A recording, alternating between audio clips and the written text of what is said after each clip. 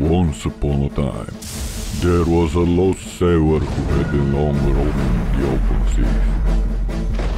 But just when he was at the end of his tether, salvation appeared on the horizon. Filled with hope, he set out for land, totally oblivious to the kind of place he was headed to.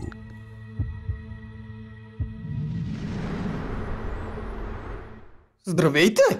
Аз съм българ!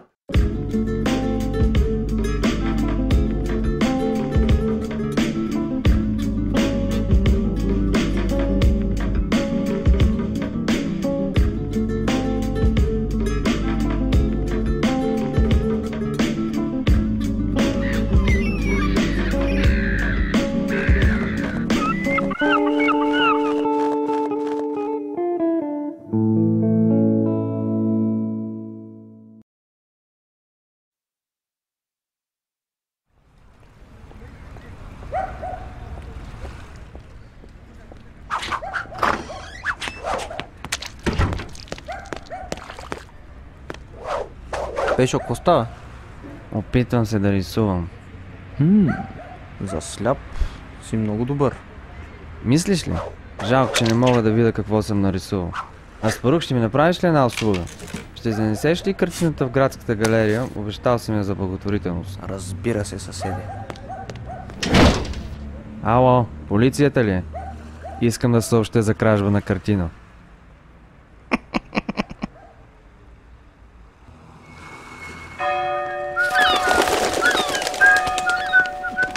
Синко, къде си тръгнал с тая открадната картина? Имате грешка. Това е картината на слепия ми съсед. Сляп художник, а? Много правдоподобно. Искам адвокат. Той да не ти Али Макбил. Адвокат ще ми иска. Айде! То с Аспарух. Здравей, Пешо! Здрасти, България.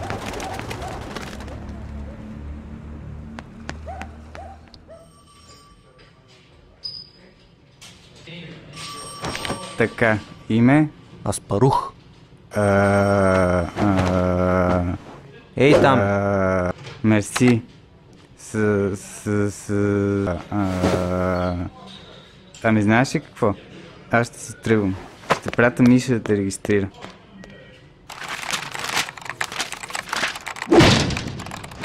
Кой от вас е Аспарух?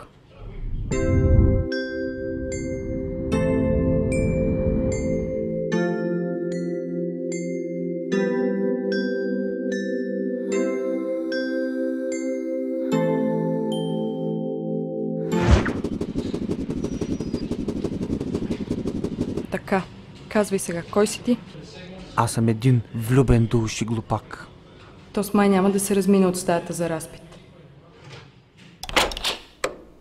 Сега сме сами, можеш да изплюеш камъчето. Под изплюй камъчето имах предвид да кажеш истината. Истината е, че съм лудо влюбен в теб. Да, това ми го казват всеки ден по 100 пъти. Кажи ми нещо ново. Ама аз наистина съм много влюбен в теб. Възможно ли е да говори истината? Или само ме заблуждава?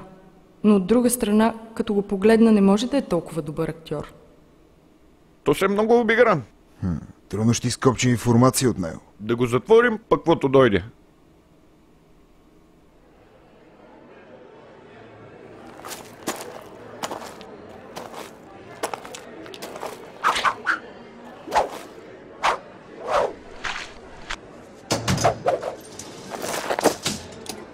Имаш свиждане. Миша?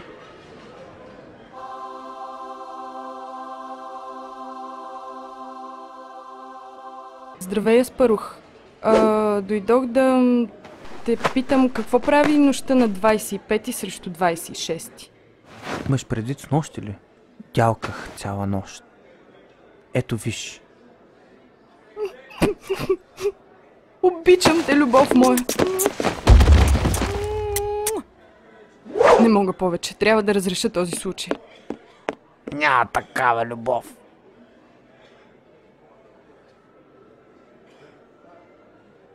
Айде, момко. Свободен си. Честно ли? Пешо? Миша.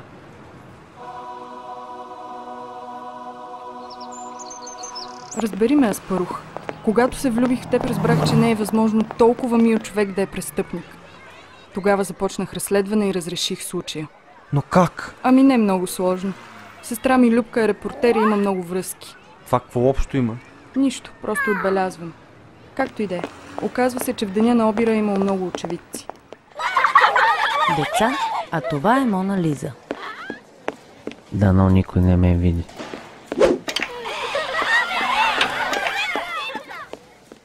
И така заловихме истинския крадец. Да не говорим вече за това. Сега е момента да се насладим на нашата любов. Нека да пуснем музика и да направим всички банални неща, които правят влюбените по филмите.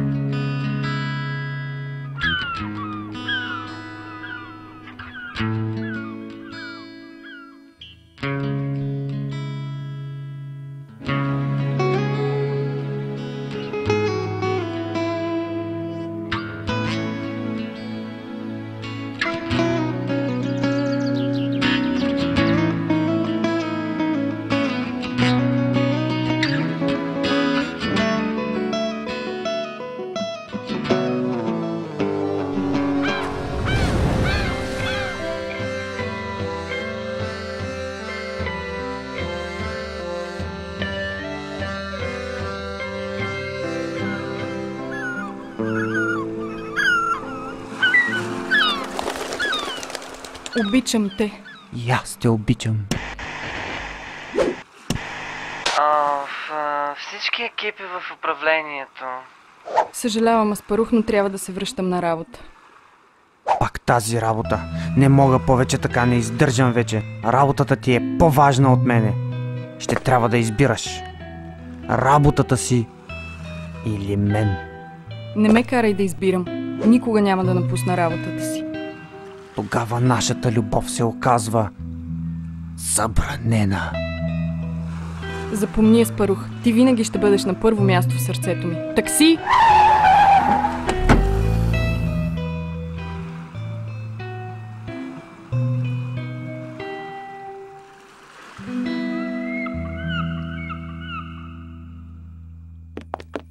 Благодаря, че ми плати гаранцията. Няма проблем. Чета, готови ли сте за мача? Мекек. Както и да е. Аспарух, какво ти има? Да не ми се сърдиш заради невинната ми закачка, която те вкара в затвора. Не, Пешо, не ти се сърда. Даже съм ти благодарен за това. Ще ни светиш ли най-сетне какво ти има? Добре де, добре. Всичко започна, когато ме прати да занеса картината.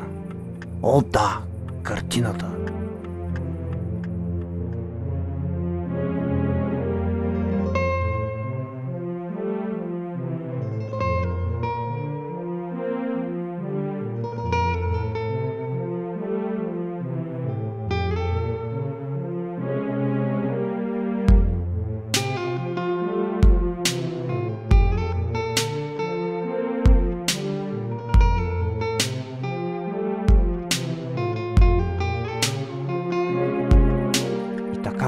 Ние никога няма да бъдем заедно. Кой мислите ще бие тази вечер?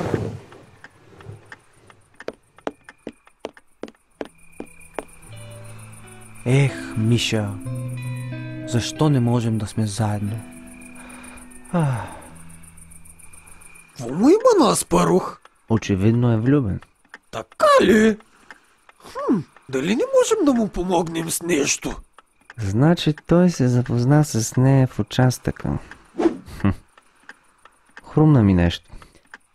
Аспарух! Да? Тук изваях една скулптура. Ти я занесеш ли до галерията да я шитнем? С удоволствие.